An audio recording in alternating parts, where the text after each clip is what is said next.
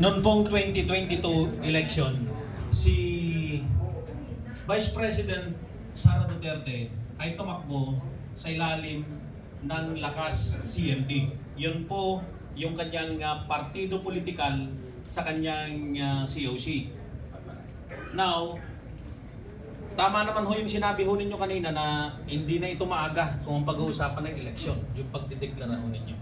At this early ba, nakita na rin ho ninyo kung anong political party ang bubuuin ng dalawa para sa kanilang pagtakbo sa pagkapangulo o sa presidency?